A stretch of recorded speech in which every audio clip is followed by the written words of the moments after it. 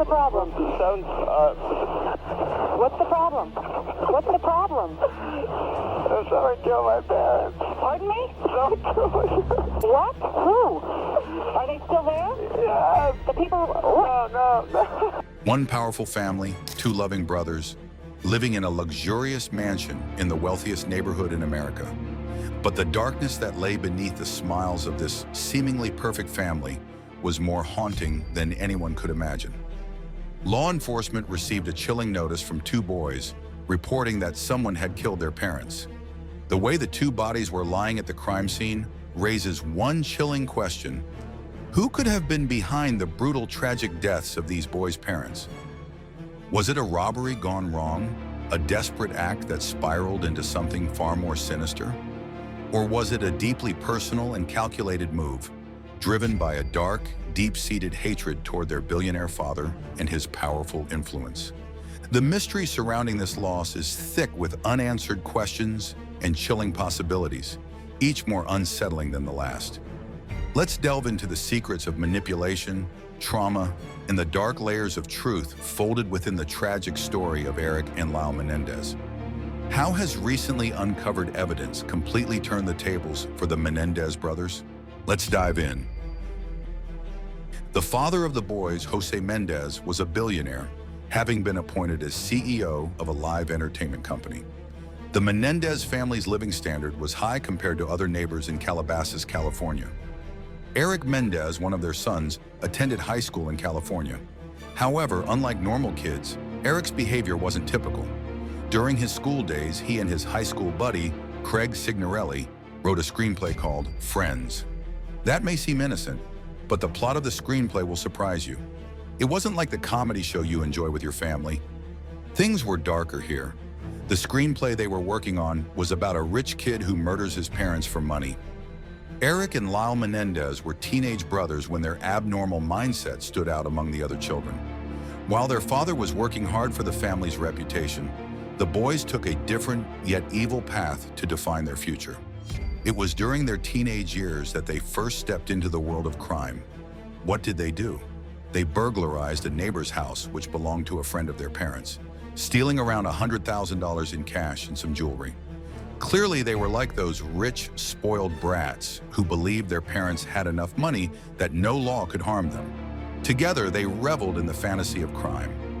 Shot? Hey, man, Were they shot? Yes. They were shot? Yes. After this incident, their relationship with their father took a sharp turn. When they were caught and arrested, their father was ashamed of them, telling them they could never be leaders and were merely followers like sheep. Their father's sharp and harsh behavior created an environment of resentment among them. The brothers found it difficult to connect with their father and developed a deep-seated hatred for him. And on August 20th, 1989 in Beverly Hills, this hatred came out and took a darker turn. They decided they had had enough of being scolded and restrained from doing illegal things. One day before, they bought a 12-gauge shotgun. It was all pre-planned. In their minds, they considered themselves elite criminals, just like in the screenplay. When they entered the lobby, their father was chilling there, watching TV. The brothers had a reason to start their plan, and they found one. It all started with an argument that morning between their father and mother. After the argument, they left the house, and when they came back at night, they had guns in their hands. Now, after you entered the den, I was just firing. As I went into the room, I just started firing. in what direction? In front of me. What was in front of you? My parents. Without thinking twice, they shot their innocent father, who was unaware of their evil intentions. After repeatedly firing at their father, Lyle reloaded the gun and then shot at their mother, who wasn't just shocked, but mentally shattered.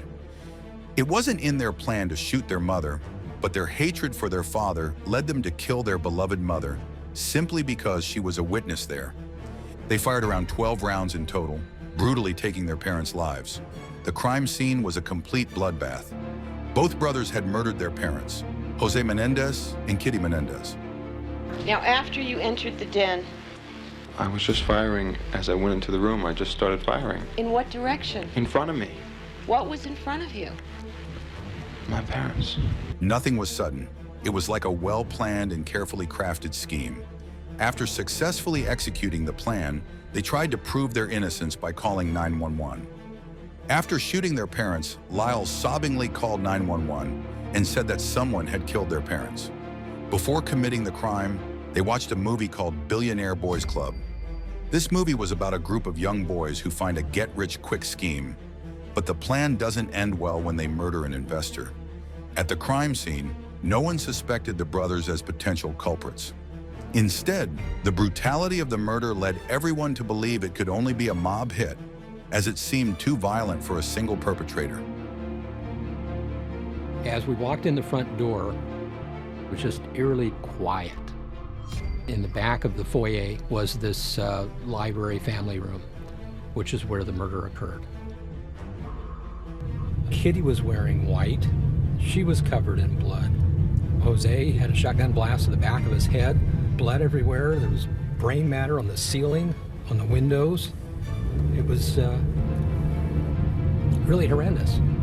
Both brothers cleverly stayed under the radar, with Lyle even hinting that their father might be mixed up in shady business deals, subtly diverting attention away from themselves and shifting the focus to a different narrative. So you called the police, but at that point you had already decided.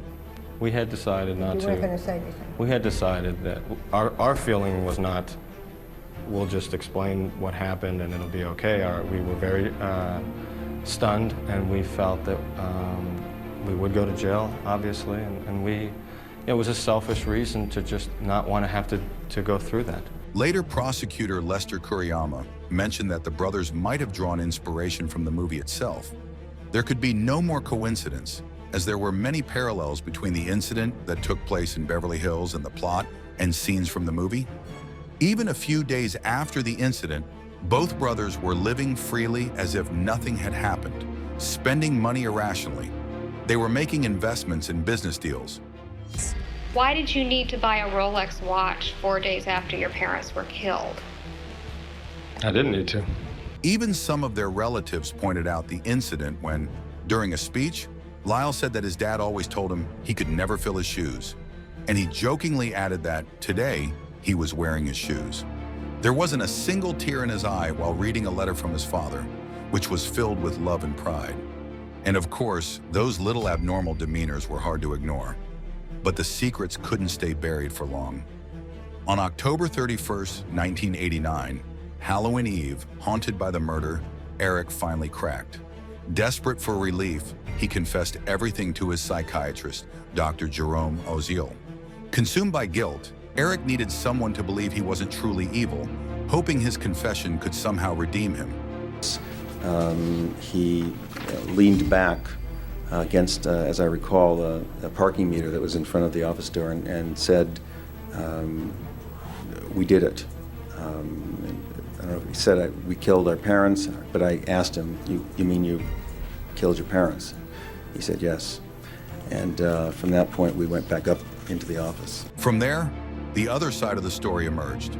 Erik revealed to his psychiatrist that he didn't just want Dr. Oziel to believe in him. He wanted him to understand the truth about his parents. Everyone there was bewildered, wondering what kind of truth he was talking about regarding his parents. It wasn't easy for the secret to come out, but the betrayal of a close friend, Craig, changed everything. Just 12 days after the crime, Erik confessed the murders to his best buddy, unaware of the danger lurking behind him.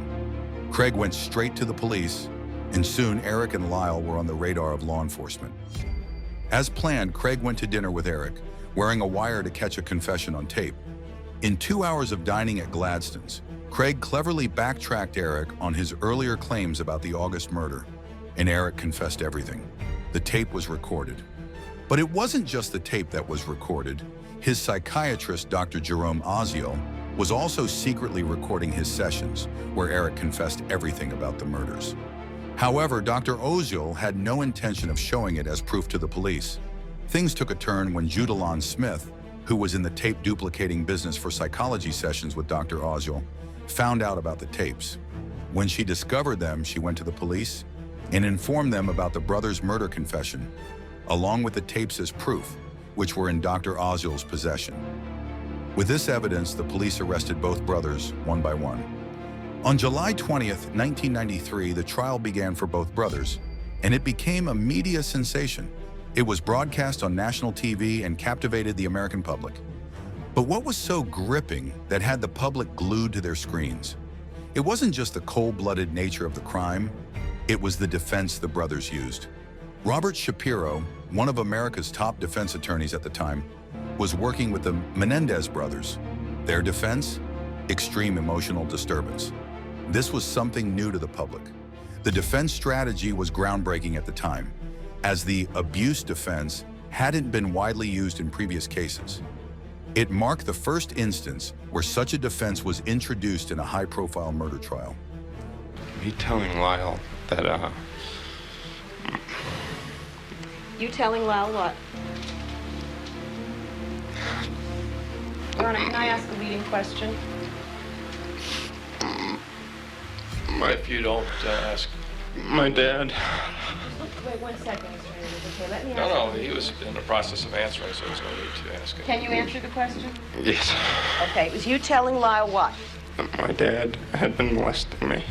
After hearing this, there was a pin-drop silence inside the courtroom. As the trial unfolded, a web of conflicting stories and motives emerged. The prosecution painted Erik and Lyle as greedy, spoiled rich kids who killed their parents in cold blood to inherit a $14 million fortune. But the defense team told a different story. Lyle and Erik claimed they had been victims of lifelong physical and sexual abuse at the hands of their father. Their defense argued that the murders were not premeditated, but a desperate act of survival. During their first trial in 1994, the case was deadlocked, as the main issue causing confusion for the jury was whether they had to determine how badly the brothers had been mistreated, or if that mistreatment was enough to justify their actions. During the trials, Lyle confessed that he was abused by his father and that his mother was aware of it. He stated in testament that his father used to fondle him and ask him to do the same, and over the time it became worse, and he started to rape him until he turned 8. And between the ages of 6 and 8, did your father have sexual contact with you? Yes. And how did it start? We would have these talks, and he would show me, and he would fondle me, and he would ask me to do the same with him, and I would touch him, and we would undress. Erik testified in court about the assaults his father committed against them. If true, it was a brutal and tragic story to hear. Boys told the court that they never shared it with anyone. They were threatened for their life. Even some relatives and family members acknowledged the bad behavior of Jose Menendez with his children. Well, he told me his father was massaging his. He used that word? Yes, he did. One of the boys' cousins, Alan Anderson, testified that when he used to stay at their place, Jose was harsh with the boys. He often told them to go to the bedroom and made sure no one was allowed to see what was going on behind closed doors. We were not allowed in the room. You saw no sexual abuse, is that correct? If you don't want to consider the showers that they took together after they were playing tennis, I found kind of strange. Another cousin, Diane Vander Molen, told the court that she remembered her conversation with Lyle when he was 8, indicating the chances of sexual assault with boys, and Mom is well aware of it. Okay. He proceeded to indicate to me by touching himself down and saying that his dad and him had been touching each other down there. Saying their side of the story, Erik and Lyle confessed in court that on the night of the incident, they had an argument with their parents. Fearing for their lives, they believed their parents were about to eliminate them to keep dark family secrets buried forever. In a chilling moment, they seized the shotguns they had purchased just 2 days prior for protection and began shooting their parents. They fired 14 times at their parents, taking their lives. In 1996, the brothers were finally convicted of first-degree murder and sentenced to life in prison without parole. The court dismissed their abuse defense, viewing their actions as nothing more than greed-fueled patricide. Lyle and Erik Menendez have been found guilty of murdering their parents. It took a second trial for the two to be convicted of murder in the first degree. And yet the case wasn't over. Even today, the Menendez brothers continue to fight for a new hearing, citing new evidence that could potentially change everything. After 3 decades in prison, Erik and Lyle are now 53 and 56 years old, respectively. However, there are still ongoing pleas and petitions hoping to set the brothers free. Most recently, new evidence has emerged that could potentially lead to their release. Recently, a letter was discovered from Erik to his cousin, Andy Cano, in which he mentioned the sexual abuse by his father. The letter states, "I have been trying to avoid Dad. It's still happening, Andy, but it's worse now. I never know when it's going to happen, and it's driving me crazy. Every night I stay up thinking he might come in. I'm afraid. He's crazy. He's warned me 100 times about telling anyone, especially Lyle." On the basis of this letter, the case of the brothers is set to reopen. But this raises a crucial question. During the earlier trial, they claimed they never told anyone about the abuse. So where did this letter suddenly emerge from after decades? And if the letter is real, where has it been hidden all these years? Or is this just another attempt by the brothers to fabricate evidence in hopes of spending the rest of their lives in freedom rather than behind bars? On the other hand, their aunt, Joan van der Molen, sister of their mother, Kitty Menendez, claims that Jose Menendez was abusive. According to her, both brothers even asked their mother to leave their father, promising to take good care of her. But Kitty chose to stay with her husband despite the abuse. Joan also stated that, considering the years of torture they endured, the brothers have done remarkably well in coping with it all. However, if this is true and they didn't kill their parents for money, then their behavior after their parents' death remains questionable. Both brothers spent $700,000 on shopping sprees after the murders. They spent $15,000 on 3 Rolex watches, and that was just the beginning of their newfound freedom. Lyle purchased a $64,000 Porsche Carrera, while Erik opted for a new Jeep Wrangler. There were many more expenditures and investments made that raise questions. After examining the whole story and understanding the behavior of the Menendez brothers, it seems that all this recent evidence could be a fabricated plot to set them free after years in prison. However, that will be for the court to decide on this November 29th, whether the brothers will be released or if all their hopes will be in vain. What do you think? Did the brothers make up this story to reduce their sentence or change the conviction? Or were they truly innocent teenagers, fed up with the daily torture from their own parents, who should have loved them unconditionally? Drop your thoughts in the comments section below. And if you like this video, don't forget to hit the like button and share it with your friends. If you're new to this channel, don't forget to subscribe for more upcoming videos.